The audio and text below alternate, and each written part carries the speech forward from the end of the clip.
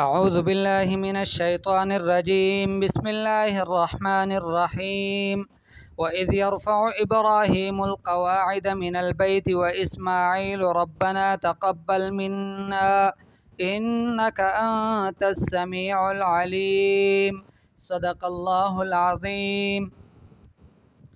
اس آیت میں اللہ جل جلالہ یہ بتانا چاہ رہے ہیں کہ حضرت ابراہیم اور حضرت اسماعیل علیہم السلام جب بیت اللہ شریف کی عمارتیں ان کی بنیادیں کڑی کر رہے تھے، اس وقت وہ دعا کیا مانگ رہے تھے؟ دعا مانگ رہے تھے کہ اللہ ہم سے اس عمل کو قبول فرما اور ہمیں اپنا فرمان بردار بنا، اور ہماری اولادوں میں سے بھی ایک مسلمان امت پیدا فرما، اور ہمیں ہماری عبادت کے طریقے سکھلا، ہم پر مہربانیاں فرما۔ اور پھر اللہ جل جلالہ سے یوں بھی دعا مانگی کہ اللہ انہی لوگوں میں ایک رسول بھی بھیج دے کہ جو ان کو آپ کی آیتیں پڑھائیں، آپ کی کتاب کی آیتیں، اور ان کو تعلیم دے حکمت کی اور ان کا تزکیہ کرے۔ تو گویا یہ ساری دعائیں ہیں کہ جس کا ان آیات میں تذکرہ ہے۔ وَإِذْ يَرْفَعُ، اور یاد کرو اس وقت کو کہ جب اٹھا رہے تھے ابراہیم علیہ السلام القواعد بنیادیں من البیت بیت اللہ شریف کی، و اسماعیل، اور اسماعیل علیہ السلام بھی اس کے ساتھ شریک تھے۔ ربنا تقبل منا انک انت السمیع العلیم۔ مغرور ہونے کے بجائے کہ بڑے کام کیے تو بڑا کام پہ آدمی کو غرور ہو، ایسا نہیں، بلکہ اللہ سے متوجہ ہو کر اللہ سے قبولیت مانگ رہے ہیں۔ ربنا تقبل منا، اے اللہ ہم سے قبول فرما لے، انک انت السمیع العلیم، بے شک تو ہی ہے، بے شک تو اور تو ہی ہے سننے والا اور جاننے والا، کامل سننا بھی آپ کا کامل، جاننا بھی آپ کا کامل۔ اے اللہ ہم سے اس عمل کو قبول فرما لے۔ ربنا وجعلنا مسلمین لک، اے اللہ ہمیں اپنا فرمان بردار بنا دے، ومن ذریتنا، اور ہماری اولادوں میں سے بھی امتا مسلمتا لک، اپنا فرمان بردار امت پیدا فرما دے۔ وارنا مناسکنا، اور ہمیں سکھا دے ہمارے احکام، ہمارے دین کے جو احکام ہیں، طریقے ہیں عبادت کے، وہ ہمیں سکھا دے۔ وتب علینا، اور ہم پر مہربانیاں فرما، انک انت التواب الرحیم، بے شک تو اور تو ہی تواب ہے، توبوں کو قبول کرنے والے ہیں، اور رحیم ہے، رحم کرنے والے ہیں۔ ربنا وبعث فیہم رسولا، اے اللہ ان میں بھیج دے انہی میں سے ایک رسول، منہم ان میں سے، یتلو علیہم کی جو ان پر تلاوت کرے، آیات کا آپ کی آیات کو، ویعلمہم الکتاب والحکمہ، اور ان کو تعلیم دے کتاب کی اور حکمت کی، ویزکیہم، اور ان کا تزکیہ کرے، انکا بے شک تو، انت العزیز الحکیم، اور تو ہی غلبے والا ہے، حکمت والا ہے۔ تو یہاں پر اس دعا کے ذکر کرنے سے مقصود کیا ہے؟ اس سے ایک تو یہ مقصود ہے کہ انبیاء کرام علیہم الصلوات و تسلیمات سارے اپنے بڑے کارناموں میں اللہ جل جلالہ کی طرف متوجہ رہتے تھے، اللہ سے مدد مانگ کر وہ کام کرتے تھے، ایک بات۔ دوسری بات کہ اللہ جل جلالہ سے قبولیت مانگتے تھے، بجائے اس کے کہ لوگوں کی واہ واہ کا انتظار کرے، کہ لوگ ہماری تعریف کرے، اس کی ان کو فکر نہیں ہوتی تھی۔ اللہ جل جلالہ کا اخلاص، اللہ جل جلالہ کی رضا، یہ ان کا اصل مقصود ہوتا تھا، اس وجہ سے اس کی قبولیت کی دعائیں اللہ پاک سے مانگتے تھے۔ اور تیسری یہاں سے یہ بھی مقصود واضح نظر آ جاتا ہے کہ گویا حضرت ابراہیم علیہ السلام نے گویا اللہ کے حبیب صلی اللہ علیہ وسلم کی بعثت کی دعا خود ہی فرمائی ہے، اور یہ تجویز بھی خود دی ہے کہ حضرت رسول اکرم صلی اللہ علیہ وسلم اسماعیل علیہ السلام کی اولاد میں سے ہو، حضرت یعقوب یعنی اسرائیل کی اولاد میں سے نہ ہو،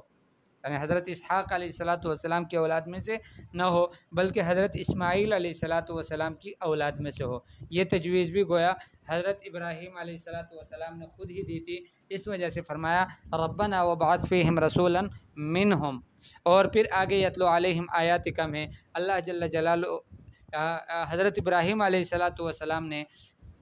رسول اکرم صلی اللہ علیہ وسلم کی بعثت کے، یا کسی بھی نبی کی بعثت کے، خاص طور سے امام الانبیاء خاتم النبیین کی بعثت کے، اس کے مقاصد کو بیان فرمایا ہے، تو جو انشاءاللہ آگے 151 نمبر آیت میں تفصیل کے ساتھ پھر بیان ہوں گے۔ یہاں پر اتنا سمجھ لیں کہ ان میں سب سے پہلا جو مقصد ہے نبی کے بعثت کا، وہ یہ ہے کہ لوگوں کو قرآن کی آیتیں سنائیں، اور ان کو کتاب اللہ کی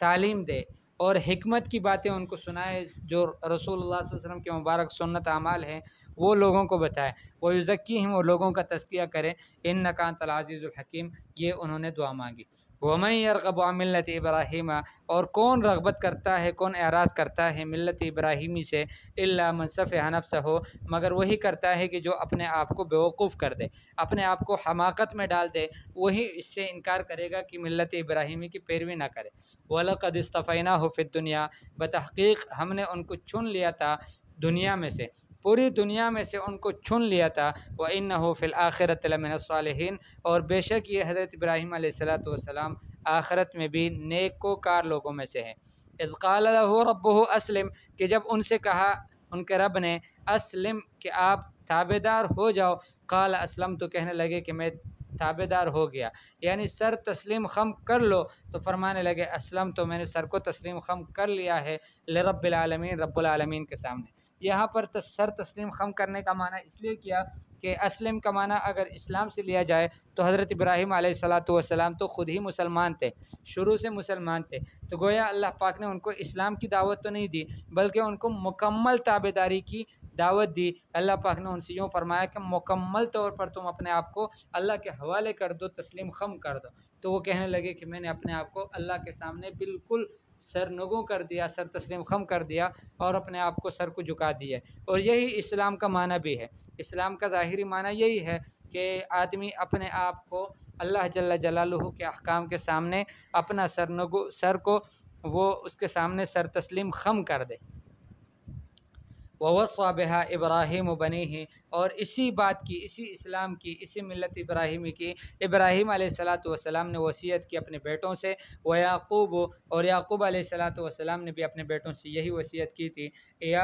یا بنیا کہ اے میرے بیٹو، ان اللہ اصطفیٰ لکم الدین کہ بے شک اللہ جل جلالہ نے پسند کیا ہے تمہارے لیے دین کو، فلا تموتن الا وانتم مسلمون پھر تمہیں موت ہرگز نہیں آنی چاہیے مگر اس حال میں کہ تم مسلمان ہو، مسلم ہو، تم مکمل اللہ کے فرمان بردار ہو اسلام کی حالت میں، اور اسلام کے بعد پھر دوسرا درجہ کہ مکمل تابعداری کی حالت میں تمہیں موت آنی چاہیے، اس کے بغیر تمہیں موت نہیں آنی چاہیے۔ اسی کی وصیت ابراہیم علیہ السلام نے بھی اپنے بیٹوں سے کی تھی اور یعقوب علیہ السلام نے بھی اپنے بیٹوں سے کی تھی کہ تمہیں موت اس حال میں آئے کہ تم مسلمان ہو، اس لیے کہ اللہ پاک نے تمہارے لیے دین اسلام کو پسند کیا ہے، اسی کو اختیار کیا اللہ پاک نے۔ تو اللہ جل جلالہ ہمیں بھی اسلام کے مطابق زندگی گزارنے کی توفیق نصیب فرمائے اور اسی اسلام پر اللہ جل جلالہ ہمارا خاتمہ بھی نصیب فرمائے۔ وصلی اللہ تعالی علی خیر خلقہ محمد وآلہ واصحابہ اجمعین، آمین برحمتک یا ارحم الراحمین۔